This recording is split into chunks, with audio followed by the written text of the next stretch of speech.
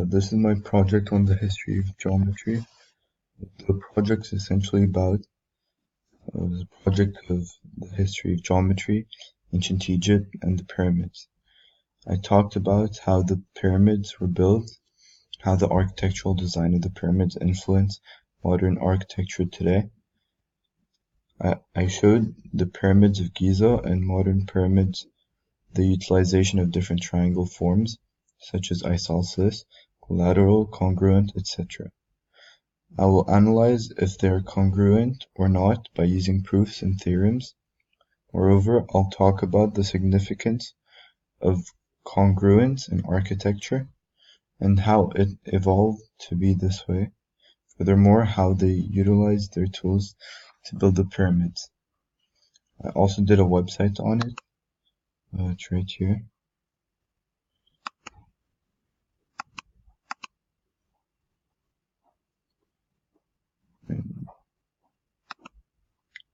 So I did a website on it too. So the inventor of modern geometry is Euclid. Euclid is an Egyptian man that was conceived in Egypt. He's originally from Alexandria. He's basically the person who created modern geometry. Geometry itself means the measure of earth. Terminologically measures shapes such as circles, triangles, irregular shapes, etc. Euclid was known as Euclid of Alexandria because of his great discovery, because he was born in Alexandria. Thus, he was arguably one of the most influential mathematicians in the world. Hence, in this era, people didn't build architectures with the use of modern geometry. People that had created the pyramids had probably used an older form of geometry. It's still a mystery because of how intricately they had done it. So the building of the pyramids has always been a mystery, and it has been a long time that humans have been curious about how they have built these really intricate and potent structures. People always wanted to know how they've made these precise and potent monuments. There are a few excellent theories on how they built an incredibly immense geometrically intricate structure with not very advanced technology.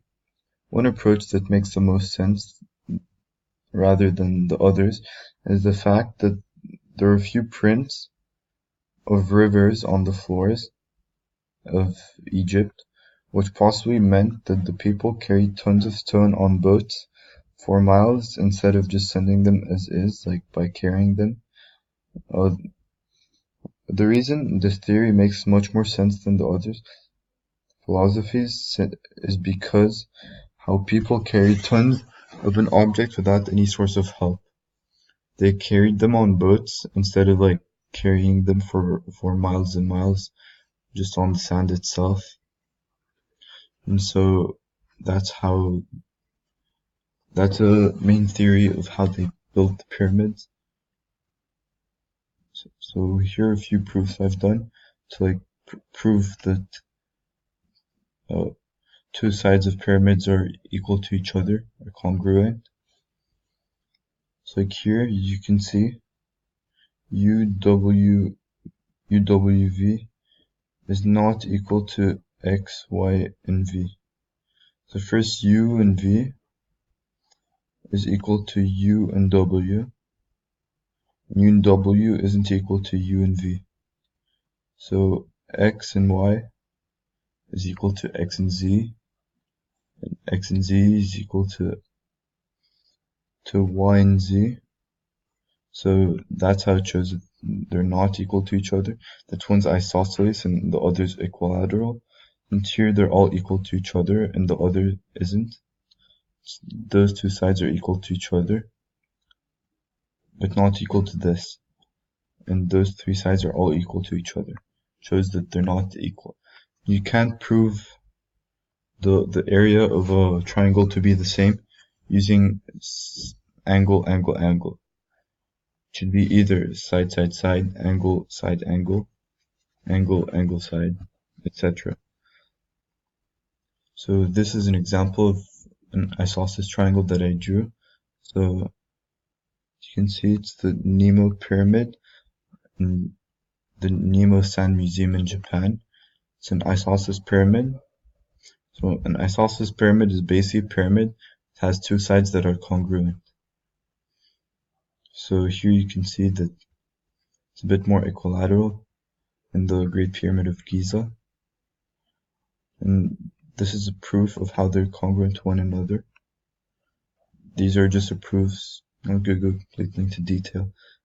But like if one side's equal to the other side, then those sides are like here.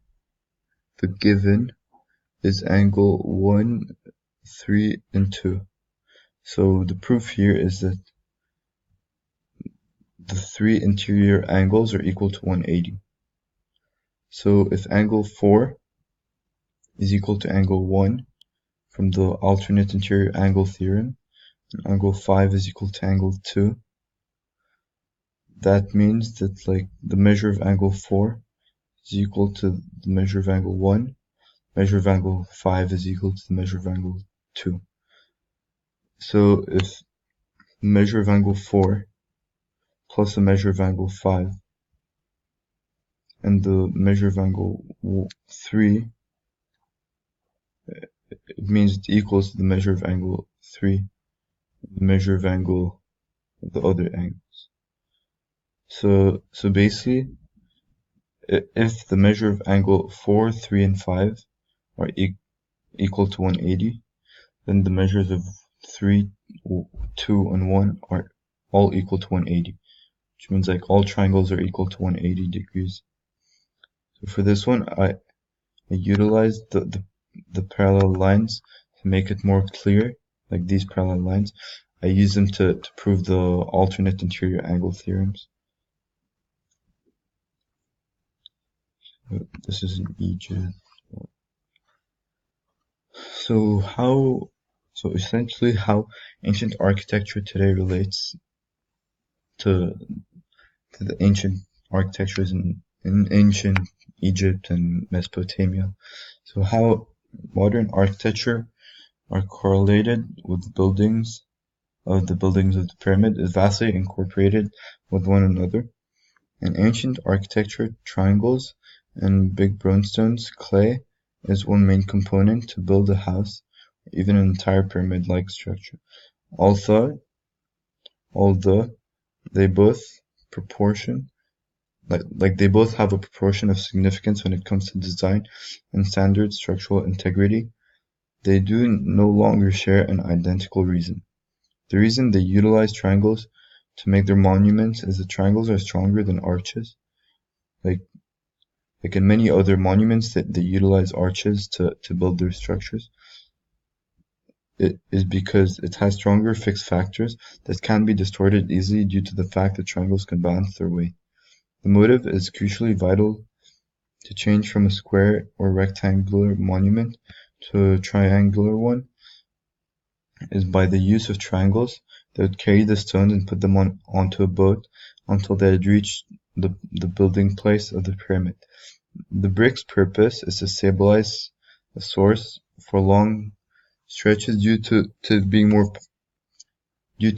being a more powerful source than carrying stones on top of each other on a normal structural monument. So basically this is another theorem explanation of how they use triangles in today's world. So two triangular monuments have two of the same side length that are congruent to each other. This is an example of a bridge that is supported by triangles. The building of the pyramid in Egypt influenced this type of architecture, because instead of using arches and round materials to build the bridge, they utilize triangles because they can carry the weight on itself. The Pythagorean theorem, which is a squared plus b squared equals c squared. So if the hypotenuse and leg of the triangle of the right angle are congruent to the hypotenuse and leg of the other right triangle, the two triangles are congruent. So it's basically like side angle side, and like it's a right angle. So basically these two are congruent to each other, just like here. And so if one angle is equal to the other angle and one side is equal to the other side, that means that the two triangles are congruent. So an exclamation proof of how a man that stands to carry a rock and how the top and bottom part of his body is congruent when he carries a rock to build a pyramid. How the two parts of the triangle are congruent to each other, the top and the bottom side of the body. This is essentially how the ancient people of Egypt carried the stones for long distances to slowly put them on a boat to get them to the location of the building of the pyramid. They carried really heavy sandstone and placed them on the boat that's on the river that would essentially take them to the building of the pyramid. The people that built these pyramids were thought to be either slaves or just people that wanted to make some source of income for them to live. Till today, it's still not completely known how exactly did they carry the stones or rocks and place them on top of another to build the Great Pyramids of Giza, but also of the fact that the pyramids back then, when they built it, had a really shiny wall. They stood up in a perfectly geometrical way and physically proven way to carry rocks in the easiest way possible. Even Olympic Games contestants stand up in this way to carry hundreds of kilos of weight. So it's basically like this. It's like two triangle sides, as you can see. Like even here, you can see like two triangles, just like this. So basically the given, for example, to prove that these two sides are congruent, is that it can be either one. You can use angle side, side angle, uh, common angle. I mean, yeah. So these are two examples: angle side angle, and angle side. So if BC is equal to DC, and they're congruent, like opposite side, so they're congruent. So that's a given. BC is equal to DC,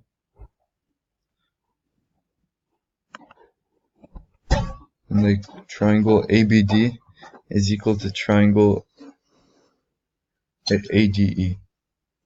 So like these two triangles are equal to these two triangles are equal to these two triangles, and this is just another like AS way to solve it. We go in depth. So what geometry has to do in relation to the pyramids exactly? So the pyramids contributed to old and modern architecture with the different geometrical shapes, such as triangles, squares, rectangles, angles, etc. Pyramids aren't the only ancient wonders. They managed to survive in modern times. Modern architecture still utilizes these geometrical and powerful angled shapes today, such as the Louvre in Paris, France, known as the Pyramid du Louvre. So, and the Nemo Sand Museum in Japan, as well as many other monuments. This essentially influenced modern architecture to be as it is today. So these are the pictures as an example. Like the ancient pyramids of Egypt are really similar to the ancient to the new Pyramid du Louvre in France, in Louvre specifically. So how a side of the pyramid with a midpoint in between is congruent to each other. So these two buildings have very similar structure. So if they share a common side, then they're both equal to each other. Since like they share a common side and means they share a common angle. And this one's equal to itself. These two are congruent, and basically the two triangles are congruent to each other. This is an example, a big theory of how the pyramid looked like back then, 2,000 years ago, before the main earthquake happened. So the two angles sum up to 90 degrees, which are equal to 45 degrees. Right angles sum up to 180 degrees, each one of them. Pyramids also help in measuring lines and distances. So the length of the side equal to the other length. This is just saying that how